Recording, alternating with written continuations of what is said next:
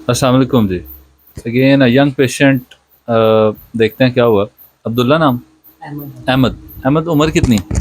Umar doctor साहब मेरी 21। 21 as है। मगर प्रॉब्लम क्या है कि आप खुद बताओ ज़रा, क्या क्या प्रॉब्लम? डॉक्टर साहब ये काफ़ी देर हो गया, काफ़ी टाइम हो गया, तो मेरे हाथों पे पसीना बहुत ज़्यादा आता है। हाथों ऐसे पाँव पे गीले नहीं आता? गीले पाँव भी डॉक्टर साहब गीले हो जाते हैं। पाँव दिखा सकते हो? पाँव डॉक्टर साहब अभी थोड़ा ये देखें डॉक्टर साहब, फोकस करें।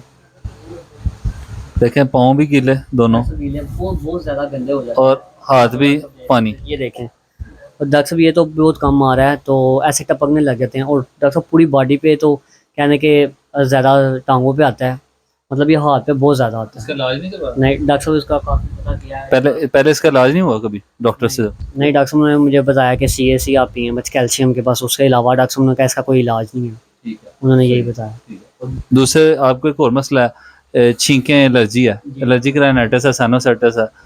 डॉक्टर साहब ये मुझे होता है कि अक्सर मौसम वगैरह ख़राब हुआ तो डॉक्टर साहब छींकें आने लग जाती हैं, छींकें आती जाती हैं। सुबह उठ के रोज़ नहीं आती है छींक? सुबह उठ के डॉक्टर साहब अब आपसे शुरू किया तो हुआ है काफ़ी कम। बाकी पहले उठ के रोज़ाना सुबह आती थी मुझे छींकें वगैरह, नाक बंद हो जाती थी, सांस लेने में मसला होता था, तकिया ऊंचा करता था तो फिर डॉक्टर साहब नींद वगैरह से इस तरह करके हुआ था। ठीक है। ये मेरे पास आया था ना, तो अपने एलर्जी, साइनोसाइटिस, एलर्जी की राइनाइटिस के लिए आया था। नाक से पानी बहना, आँखों से छींकें, एलर्जी, उलझन, एक ना नज़ला सा लगा रहना, सुबह उठ के छींकें। तो वो मैंने इसको दिया, बेहतर हो गया। उसके बाद इसने कहा कि मेरा ने हाथ का मसला, पसीना बढ़ाता। अभी आजकल ना बहुत से पेशेंट होते हैं, सबको कवर नहीं कर सकते।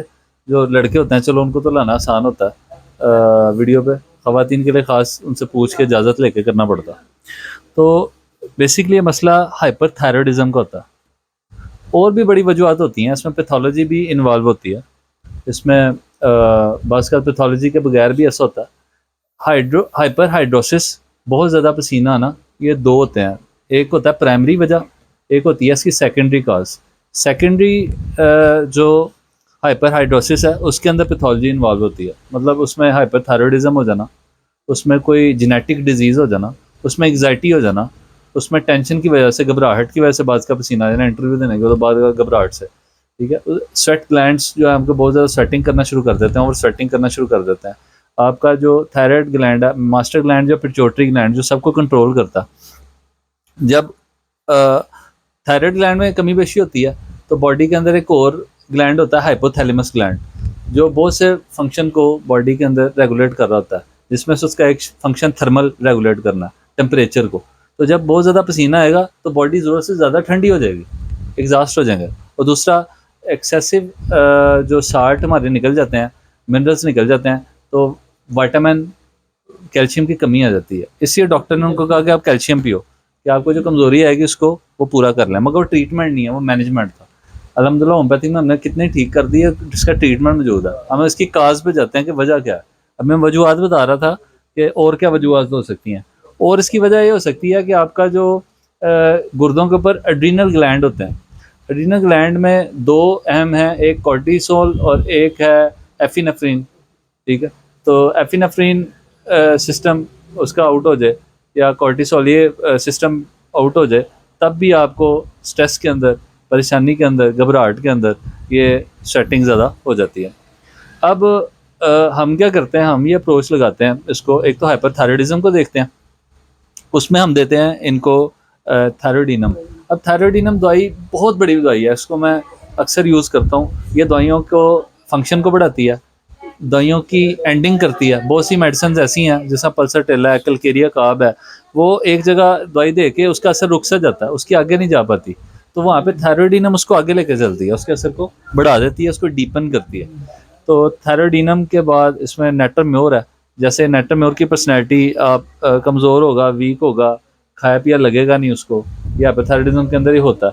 तो नेटरम्योर लॉस ऑफ वाइटल फ्लूइड्स की भी बड़ी अच्छी मेडिसिन है। तो उसके बाद हम इसको कंट्रोल करते हैं कलकेरिया काब से। कलकेरिया काब भी बड़ी अच्छी मेडिसिन है हाइपर हाइड्रोसिस की, हाइपर स्वेटिंग की। ठीक है, उसके बाद और भी बड़ी मेडिसिन है, सलेशिया है, मर्कसॉल है, हीपर सेल्फ है, अगर स्मेल भी आ रही हो बीच में पसीने के, तब भी हम दे सकते हैं। अगर मुंह से भी साथ पसीना ज़्यादा आ रहा है, रालें भी टपक रही हैं और पानी से मसला है, तो वहाँ पे हाइड्रोफोबियम भी एक हम उसको देते हैं। तो अगर कोई जेनेटिक काज है, वहाँ पे जाके कार्सिनोसन या सिफलिनम उसको कवर करती है। अगर पीछे से कोई वजूहत हो, ट्यूबरक्लोनम है वो कवर करती है। ठीक है, तो अक्सर इस तरह के मुझे ज़्यादा पसीना आ गया तो छींके लग गए, तो उससे डॉक्टर साहब मेरे कतरे वगैरह भी आ जाते हैं, इस तरह सीन भी होता है डॉक्टर साहब मुझे। वो ये कहना चाह रहा है कि जब वो छींकता है ना, पट्ठों कमजोरी होती है ना, छींकने से समटाइम यूरिन ड्रिबलिंग हो जाती है, यूरिन के चंद ड्रॉप भी निकल जाते हैं छींकने की वजह से। तो हाय बताने का मकसद कि इसका ट्रीटमेंट होम्योपैथिक में मौजूद है। मतलब चंद दिन पहले मेरे पास एक मदर आई एक केस लेकर, उसके बच्चे को सीलिक डिजीज़ थी। ठीक है, वो जब डायग्नोज हुई, वो एलर्जी होती है बेसिकली गंदम से। ठीक है, तो जिस तरह लैक्टोज इंटॉलरेंस होती है दूध से, इस तरह ग्लूटेन इंटॉलरेंस होती है। आपको जो गंदम है वो उससे खाते ही खाने आ जाता है। तो वो डॉक्टर के पास गए, डॉक्टर ने उनको कहा, उनके एलोपैथिक डॉक्टर थे, उन्होंने कहा जी अब आपने ये सारी उम्र ये चीज़ें नहीं खानी, ये वीट से बचें, बेकरी से बचें, इससे बचें। तो हैरान होगी माँ के, भाई मैं किस किस चीज़ से रोकूंगी, ये बच्चा है, ये तो खाएगा, इसको तो खाने लगे रहेंगे इस तरह।